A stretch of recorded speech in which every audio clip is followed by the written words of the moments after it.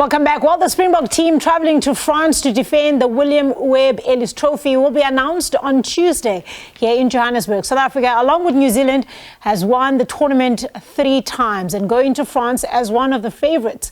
But the build-up has had its fair share of obstacles. To talk about that and much more, we have roped in News 24 senior sports reporter Kanyiso Chwaku. Good evening, and it's always a pleasure having you. Welcome back once again on Sports Live. Good evening, Kate, and good evening to the viewers. You look exhausted. What happened? Well, look, I mean, we've had Banyana. We had to be up early for that game. I mean, it probably is the biggest football game we've covered since the 2010 World Cup opening game. I mean, our women's team was playing in the last 16 match. If you think about it, we haven't seen the men's team. They've been with 3 World Cups.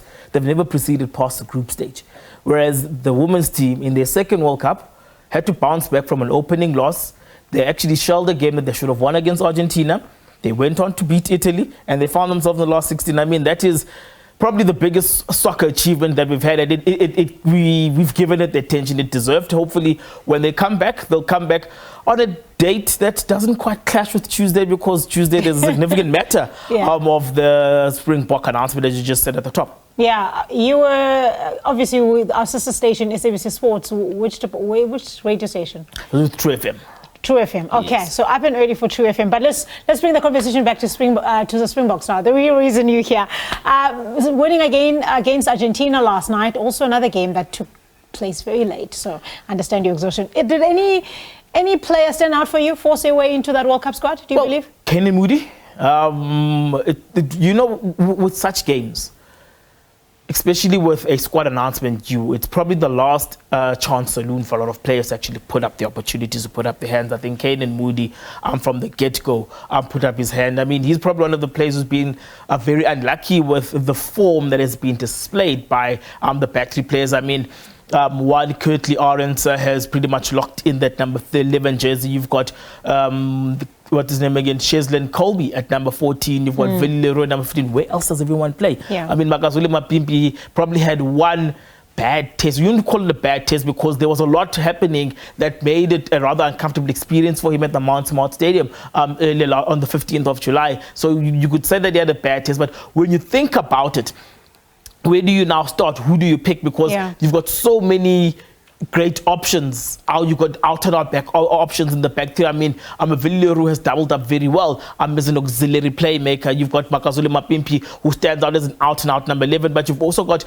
Kenan Moody, for example, can play wing. He can play fullback, and at a stretch can play outside 10. It's a position he played at school when he was at Boland Landbo. And hopefully at some point, Bulls director of rugby, Jay White, will give him a run at number 13, even though that may clash with what he may have in mind for a Wandisile Similane. So there's just so many options that the Boks need to worry about. I think the biggest worry right now for Jacques Ninabe, the Springbok coach, and Rassie Erasmus, who is SA Rugby director of rugby, is Lucanio. He suffered what looked like a recurrence of his knee injury when he had his knee jarred in a tackle. He looked significantly uncomfortable throughout the first half. And remember that if he goes, who do you pick at 13? Yeah. Because as much as Jesse Kriel will hold the place, there is only one Lucanio. Indeed. I mean, you mentioned that. That was going to be my next point. Looking at Lucanio, let's continue with that. So, that injury is, as you mentioned, is going to be tough for the guys. But also, someone like Siya Kolisi as well as Hando Pollard have not had a test series this entire year. So that's also something that's concerning. Won't they be undercooked going to this World Cup? And considering how vital both players are all 3 players actually into the Springbok squad. It's a concern because they've been mending from injuries from I think around May. Remember that Andre Pollard missed the Gallagher Premiership semi-final for his club Leicester Tigers. He was withdrawn on the Thursday leading into Saturday. I think at that point we're never told how significant is that calf strain, but he hasn't played since, and he's been joining up with the Boks in terms of actually getting training time, but he hasn't played since the middle of May. Siya Kolisi, as we also suffered that injury at the end of April when he was playing for the Sharks against Munster at the end of the at the end of the pool stage of the URC. But he's been looking far more sprightly, far more sharper. I mean, he actually, if you think about it, in the lead up to the start of the Springbok test against Argentina at Ellis Park last week, he actually ran drills with the team before he got into his tracksuit and actually became a flag bearer. So I think that's probably the biggest indication of his availability from a fitness perspective. Remember, there's 2 more test matches they need to play. They need to travel to Cardiff after Saturday. There is the farewell function they're having at the airport, from where they'll travel to Cardiff to play Wales on the 19th. Then they go to London to play the All Blacks, the All Blacks on the 25th. And then from there they'll go to Corsica, where they'll get ready for the World Cup. So look, I think Siya Kolisi is probably a very positive option. Handré Pollard, I wouldn't say touch and go, but I think the messaging that's been coming from the Springbok camp has been positive about Pollard. But I think now with and she also mending from a pectoral muscle injury, there's also slight doubt in terms of how the makeup of the front row will look like. And then you've got now the significant worry that is Olukhanya with his particular injury. Yeah, South Africa is renowned for world-class front rowers, loose forwards especially, but also classic wing players, as you mentioned.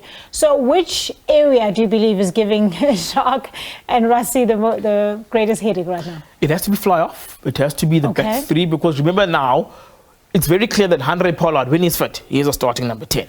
And then Manie Libbok has played himself into position where he is now probably the second 10, but where does Damian Williams fit in here, because he's been used at 10, but has it come off with the same success as a Manie Libbok at the Springboks? Not quite, but what you have in Damian Williams is a player who can play 10, who can play 12, who can play 15. And the key part is that when he's played at 10, outside of the All Black test in Auckland, you don't feel it's actually he hasn't actually had a bad game at 10. I mean, he played in the position significantly for the Springboks in the end of year tour, and he actually didn't look quite out of place when he actually played there. I think now it's just where do they shift positions, where do they put particular players. I mean, another headache that would come up is at loose forward, because some hard decisions need to be made. It's hard decisions also to be made at lock. I mean, you've got the likes of a Jean Klein, who's come along very well, but Marvin Orr has also looked the money. You've got Rudolf Harris Neyman or Ergier for short. He's also proved to be a bit of a selection headache. When you look at flank in particular, when Siya Kolisi comes back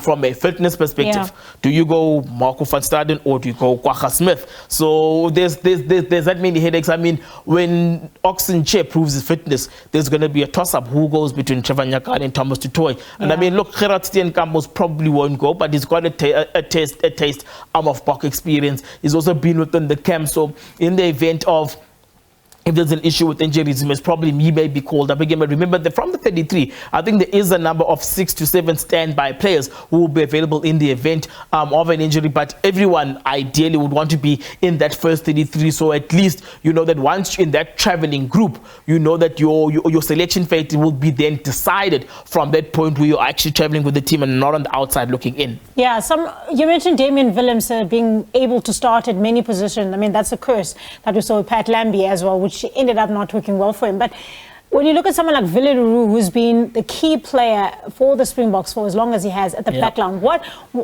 of him is can give us insight into how vital he is into the Springboks, but also where does that place Damian Williams in terms of, I mean, when he plays for the Stormers, he doesn't play at 10 like competing with Manie. In fact, they complement each other in the different positions. And that has just not worked well for the Springboks, because they keep insisting on putting him in either at 10 or at centre. So how important is Willie Leroux, and where does that place Damian Williams in? What the Springboks want from their backs in particular is versatility.